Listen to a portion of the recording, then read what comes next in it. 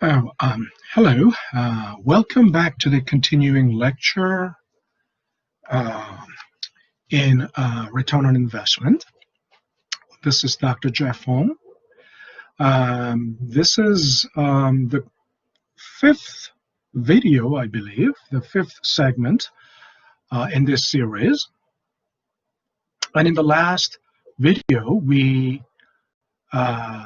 talked about the geometric average and how uh, how it came about and how it is calculated and why we have to use geometric average in what context and in what situation. Now,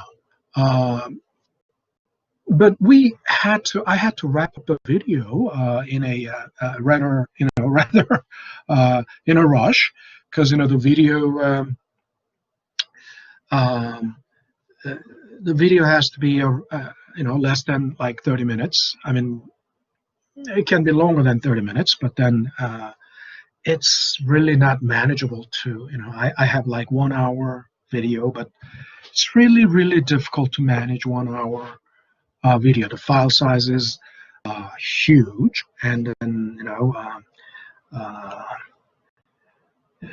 it's hard to upload or, I don't use, YouTube, but if I upload to YouTube, I try to upload 1 hour videos to YouTube, and there's no way. And if something goes wrong with the 1 hour video, I have to start all over again. So, but let's say because the video had to end so abruptly, there were a couple of things I couldn't really delve into in the last video, which is what are these symbols in this formula, in this geometric average formula? G would stand for, of course, growth rate, which is which happens to coincide with a geometric average, right? So then it's not, then the question is, what is FV and what is PV? It's easy to understand what N is. In our example, N is the number of periods, right? Number of data points in this case.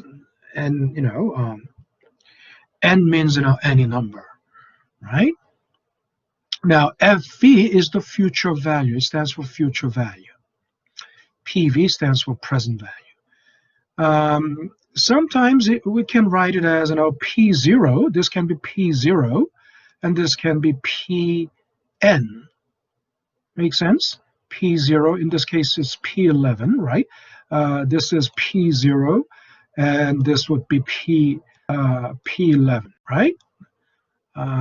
Because from P0, P11 is future. Make sense? And then if this is P0, this is P minus N. Make sense? So if I write this as PT, then this will be PT minus N. And if I write this as PT, then this will be PT plus N. Okay? But in generic notation, is called present value, because if this is the present, this is the future, right? Now, so to actually apply that formula, see if you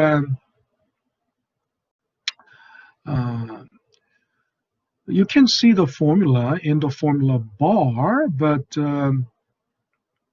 if you hit F2 key, it will expand that cell, and it will show the formula in it. So the formula in it is exactly B2, which is the future value, divided by B13, right, which is the present value, or P0, And this is this symbol, which is called caret. Okay, caret is the it comes from French word carré, which means square, spelled C-A-R-E-T. So it's not the carrot, the legume, carrot, or carrot in diamond, the C-A-R-E-T, caret. Some people call it cone sign or hat sign, but what's important is the caret is the universal machine language for raising something to power. Okay, so that means we are raising this to 1 over n, and this is, what is this? A2 minus A13. A2 is 2016. A13 is 2005. So if you do that, it's gonna give you automatically 11. Make sense? You don't enter that. I've been telling you the importance of, I've been emphasizing and stressing the importance of soft coding, not the hard coding, because you enter 11 here, then this formula cannot be recycled. Understand? It cannot be reused. You'll have to build the formula every time. But if you soft code it, and you can recycle it in other problems, that similar problems, that and it's going to automatically adjust. I mean, if it is 12 years, 15 years, then all you need to do is just enter the appropriate cell reference, cell number, right? And it's going to automatically take care of it. So this is 1 over n minus 1, and then I get this. Of course, I already pre-formatted all these cells as percentage, right? The cell is already, the number format is already in percentage. So it's percentage. If it wasn't set as percentage, right, pre-set as percentage, it will just give you, 0.1157 something something. And I've been telling you to use always 2 to 3 decimal places, 2 to 3 decimal places. So if you leave it to default, it's gonna just round it to integer, right? If you round it to integer, what's the problem? What will be the problem? Then the problem is this will be rounded to 12%, right? And this will be rounded off to, or rounded down to 12%. Well, what's the difference? There won't be any difference, right? I mean, you cannot tell the difference. I mean, you will think if it is only rounded to an integer, you will think, oh, what's the difference? There's no difference between the arithmetic average and geometric average, right? So you don't leave it rounded, right? You have to always give it at least 2 to 3 decimal places, especially when we are dealing with percentage, right? 0.1% or 0.5% makes big difference. 0. Even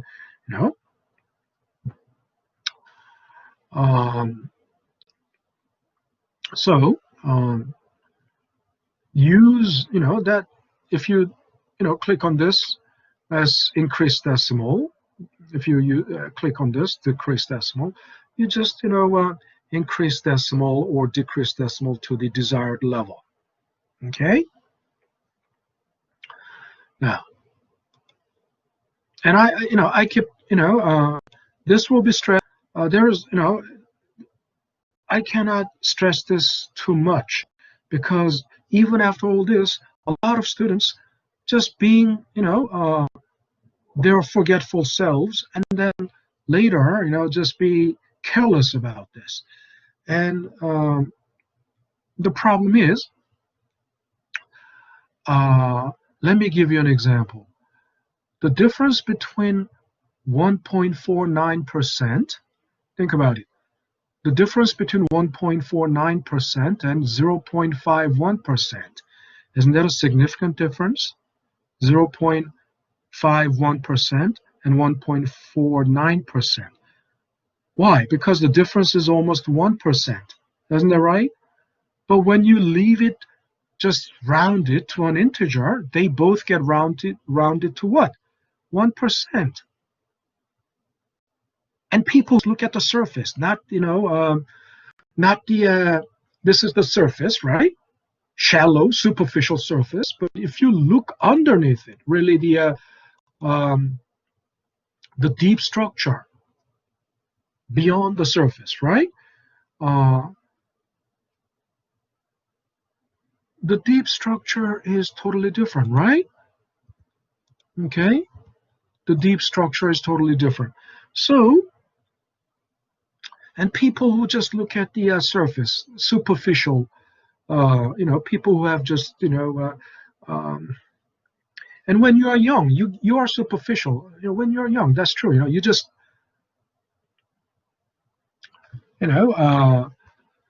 judge the book by the cover, right? You like, the show entertainers, movie stars, singers, just because of that, of course, some people like singers for their deep, soul-touching, songs, or but a lot of people are drawn to very shallow things, superficial aspects of those so-called pop artists. But then, if you're just used to just superficial things, then when you see 1% and 1%, you don't think, there's no, this is not a, what's the problem? I mean, aren't they both 1%? No. There is a, one is 1.49%, the other one is 0.51%. And there is almost 1% difference.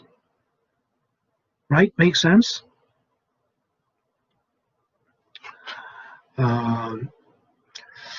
So, 1% difference for 0.5% is like 200% difference, isn't that right?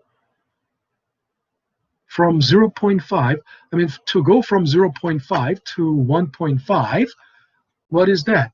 That is twofold increase. Twofold increase is 200% increase.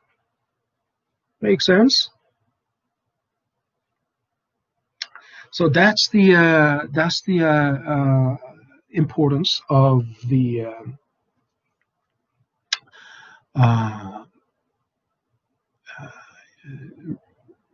looking into the deep structure, and the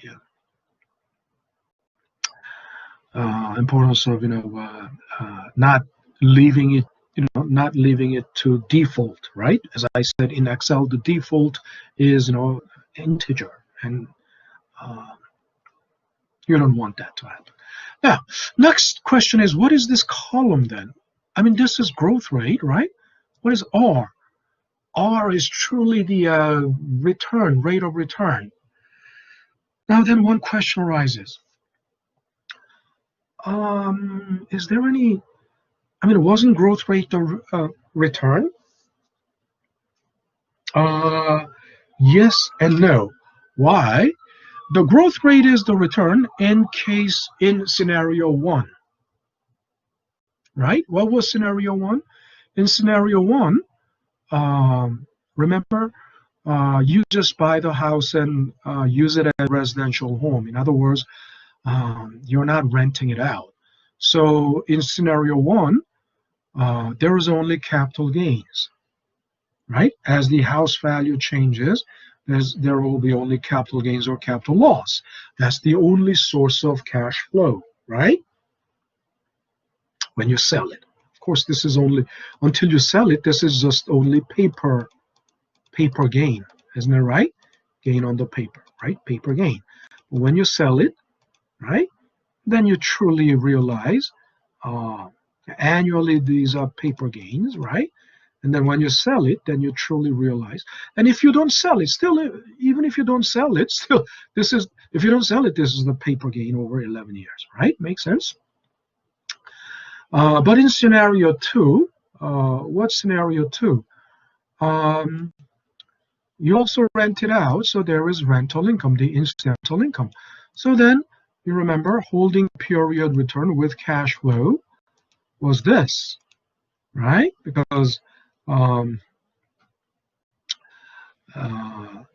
cash flow, the capital gain during the holding period is this. The total incidental income during the holding period is this. So this plus this divided by initial investment. So this is your, okay. Now, this is your, holding period return. But let's think about it. If we find the annualized, annual, there's a difference between annual return and annualized return. Although they use it in confusion, they use it interchangeably. But annualized return is already you know this. Annualized return means average, right? Annual average return. Now, annual return is just simply year-to-year return. So it would be all uneven. It will be all different. Make sense? Now, let's think about what annual return. Simply, as I said in scenario one, there's only capital gains. So capital gains, that's the growth rate in house value, right? Year by year. But return includes both capital gains and annual income or incidental income, the rental income. So in this case, how do you calculate it? This is how you calculate it. You'll have to include, right? Because that's exactly this year by year. In other words, this is what? P11 minus P11 minus P10 price at P11 year 11 minus price in year 10, right? Which is capital gains, right? Plus the cash flow in between year 10 and year 11, right? And then divided by year 10 price, okay? And then it's the same thing year after year. So I simply drag it down, okay? And then I get this. Now,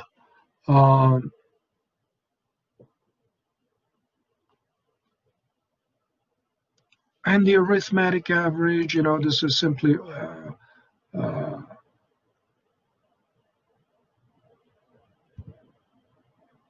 the a simple average, right? But if I take the geometric average, right? I use this, given Excel's, given, but see, I use this here. I use the formula, right? What is I14?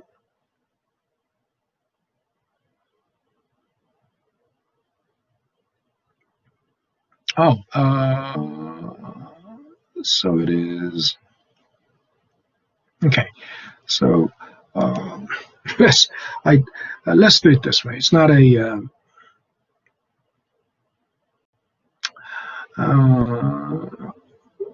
so just like I calculated 1 plus G previously, simple. I simply, do 1 plus annual returns, and then I drag it down. Okay? And then, so what is this? What did I do here? What I did here is, remember, What is this formula?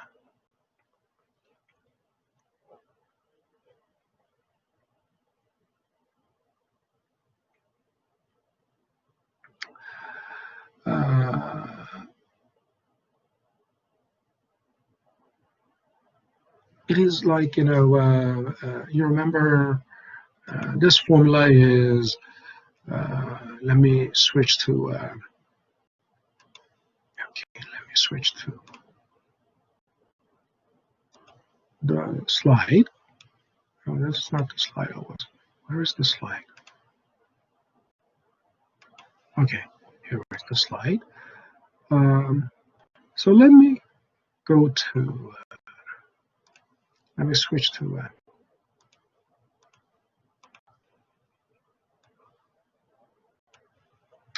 okay, you remember this? This is, basically, the compounding, right? So remember 2006 house value, price 2006 is basically, price 2005 times 1 plus G1. And by the same analogy, right? Same process, 2007 house value is 2006 house value plus 1 plus G2. But by definition, 2006 house value is 2000. This is 2006 house value. So I simply replace this by its own definition. So it becomes this. And if you keep doing that for 11 years, right, then you get to 2016 house value. Now, so this concept, I mean,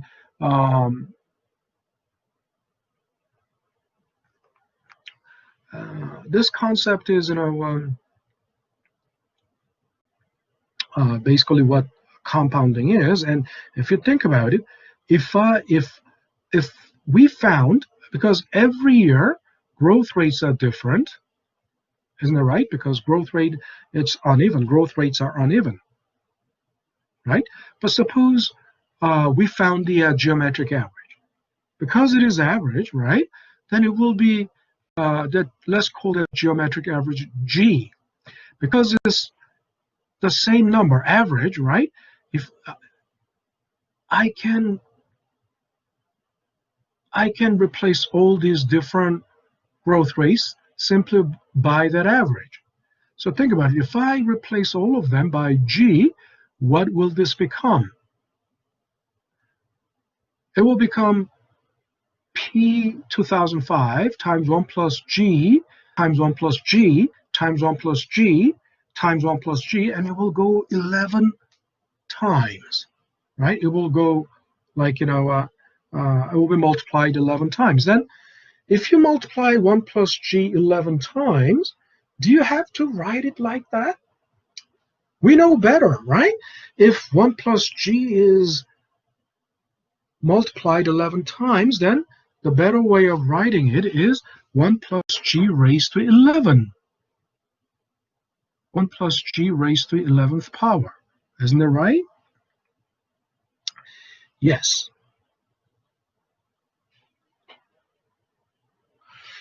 So,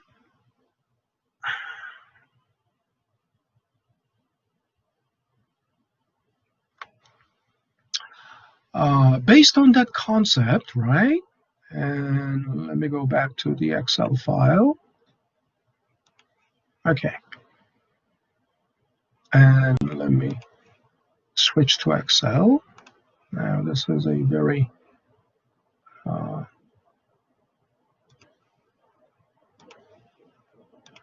okay. Takes time to switch. Okay, so please bear with me. So I hope you're looking at Excel file. I believe you. Or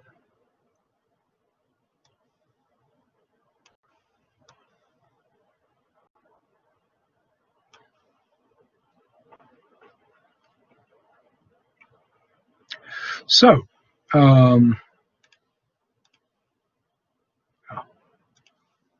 This one, this file. Okay.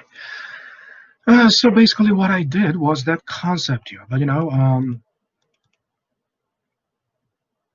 so what is I-14?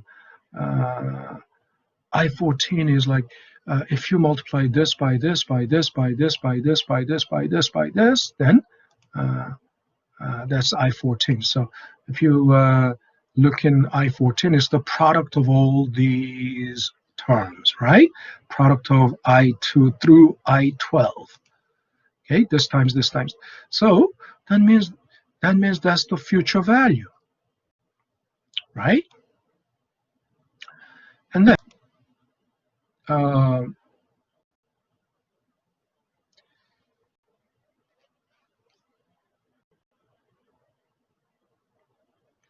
and you are dividing it by, present value. But if you divide it by these are, just the rates. So the present value is simply 1. In other words, that means in year 2, it is 20% greater than year 1, right? So year 1 is in terms of percentage. Year 1 is 100%. 100% is 1. Make sense? And year 2, it's 120% of year 1, right? Which is 100%. So that means eventually, after 11 years, the gross growth is, the product of all these, growth is like, 5 times 286, 5 times 286, 5.286 times. Now, so we don't have to divide it by 1 because, when you divide it by 1, it's already self. So I simply raised it to 1 over. I count all these data points from I2 through I12, and that will give me 11. And so that will be 1 over 11 and minus 1. Okay, so I got this. Also, using the Excel's built-in function, I could,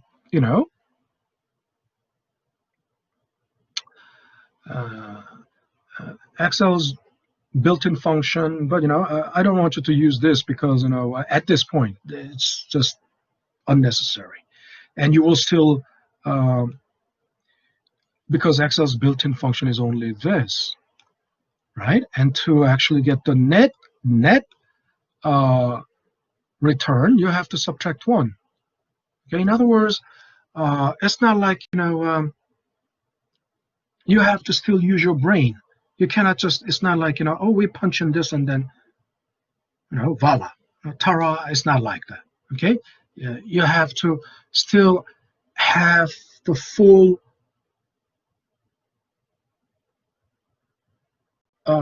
perspective, mathematical perspective, algebraic perspective on this, okay?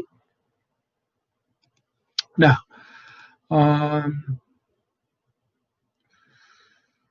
so although I did it like this, but still I can I can